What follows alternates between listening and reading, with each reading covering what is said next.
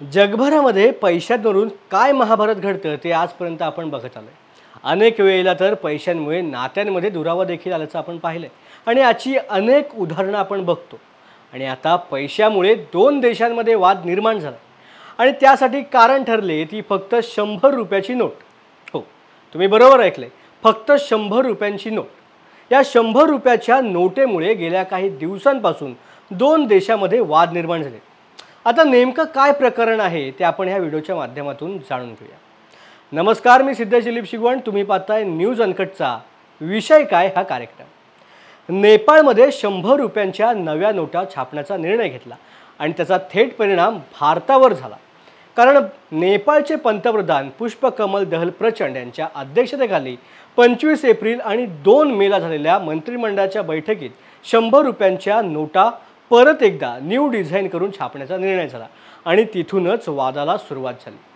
नेपाळने नवीन नोटांवरचा नकाशा बदललाय आणि या नकाशामध्ये भारतामधील कालापानी, लिम्याथुरा आणि लिपुलेखा या भागांवर नेपाळने आपला हक्क दाखवलाय. या निर्णयावरती भारताकडून तीव्र विरोध केला जात आहे आणि यावरती भारताचे परराष्ट्र मंत्री एस जयशंकर यांनी भारताची बाजू मांडली. ते असं म्हणालेत की नेपाळ सरकारच्या या निर्णयामुळे वास्तविक परिस्थिती बदलणार नाही. मुळामध्ये या प्रकरणावरती भारताची भूमिका स्पष्ट आहे. या तिन्ही प्रदेशांवरून दोन्ही देशात चर्चा सुरू आहे. असे असताना देखील नेपाळने त्यांच्या नोटांवरील नकाशात हे प्रदेश दाखवण्याचा निर्णय घेतलाय. हा निर्णय पूर्णपणे एकतर्फी आहे. पण ही काय पहिलीच वेळ नाहीये, तर या आधी सुद्धा अनेक वेळा नेपाळने या भागांवरती हक्क दाखवलाय. 18 जून 2020 साली नेपाळने नवीन नकाशा जारी केला होता. यामध्ये सुद्धा लिपुलेखा, लिम्याधुरा आणि कालापानी या भागांचा समावेश होता. त्यासाठी नेपाळने त्यांच्या राज्यघटनेमध्ये सुद्धा बदल केला. तेव्हा सुद्धा भारताकडून या निर्णयाचा निषेध केला गेला. भारताने कैलास मानसरोवर यात्रेचा मार्ग सुखकर होण्यासाठी लिपुलेखापासून कैलास मानसरोवरपर्यंत साधारण 5 किलोमीटर लांबीचा रस्ता बांधला. त्याचं उद्घाटन राजनाथ सिंग यांनी केलं होतं. यावर सुद्धा नेपाळने निषेध नोंदवला होता. त्याचबरोबर 2015 मध्ये लिपुलेखापासून भारत आणि चीनला व्यापारासाठी जोडणारा एक करार झाला होता. यावेळेला सुद्धा नेपाळने भारत आणि चीनवर हरकत नोंदवली होती. शिवाय भारताने जम्मू काश्मीर आणि लडाख या दोन नव्याने निर्माण झालेल्या केंद्रशासित प्रदेशाचे नवीन नकाशे प्रकाशित केले. ते करत असताना कालापानी तसेच लिपुलेखा भारताच्या सीमेच्या आतमध्ये दाखवले होते. तेव्हा सुद्धा भारत आणि नेपाळ यांच्यामध्ये वाद झाला होता. नेपाळमध्ये आंदोलन देखील झालं होतं. आता नेपाळ या भागांवर दावा कशाच्या आधारे करतंय ते आपण जाणून घेऊया. 1816 मध्ये ईस्ट इंडिया कंपनी आणि नेपाळ यांच्यामध्ये सुगौली करार झाला होता. त्यावेळेला काला नदीच्या पश्चिम बाजूमधला ईस्ट इंडिया आणि पूर्वेला नेपाळ अशा सीमा आखण्यात आल्या होत्या, असा नेपाळचा दावा आहे. आणि या करारावर 2 डिसेंबर 1815 स्वाक्षरी झाली आणि 4 मार्च 1816 रोजी शिक्कामोर्तब झाला. नेपाळच्या वतीने राजगुरू गजराज मिश्रा आणि कंपनीच्या वतीने लेफ्टनंट कर्नल पॅरिस ब्रॅडशॉ यांच्याबरोबर करारावर स्वाक्षऱ्या केल्या होत्या. पण आता भारत या कायद्याचं उल्लंघन करतंय असं नेपाळचं म्हणणं आणि याच कारणामुळे नेपाळ या भागांवरती हक्क सांगते. लिम्याधुरा भूभागावरती सुद्धा दोन्ही देशांमध्ये वाद आहे.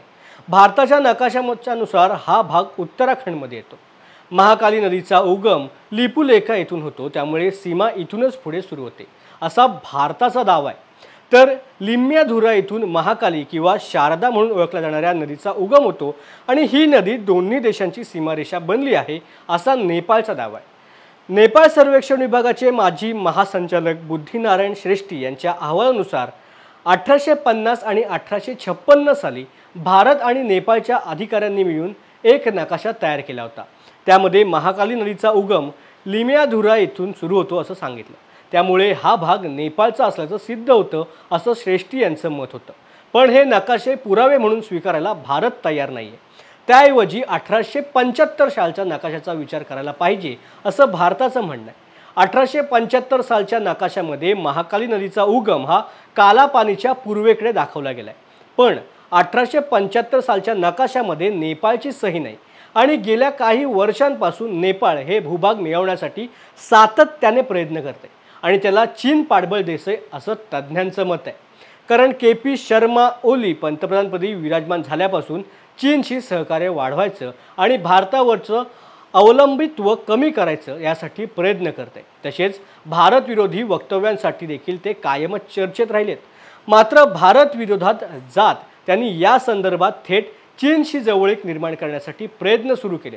चीनने गेल्या काही वर्षात नेपाळमध्ये प्रचंड गुंतवणूक केली. नेपाळमध्ये चीनने अनेक प्रकल्प सुरू केले. यामध्ये मूलभूत सोयीसुविधांसंदर्भात योजना सर्वाधिक आहे. त्याचबरोबर KP शर्मा ओली यांनी चीनबरोबर एक करार केला आहे. या करारामुळे चीनमधील 4 बंदर हे वापरासाठी परवानगी नेपाळला मिळालेली आहे. अशा अनेक कारणांमुळे नेपाळच्या या कृतीमागे चीनचा हात असल्याचं बोललं जातं.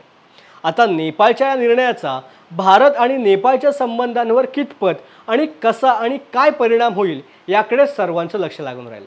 पण ही 100ची नोट 2 देशांच्या वाढत्या वादाचं कारण ठरते हे मात्र नक्की आहे. तत्पूर्वी इथेच थांबूया. असे अनेक विविध मुद्दे घेऊन पुन्हा भेटूया. तोपर्यंत तुम्ही पाहत राहा न्यूज अनकट.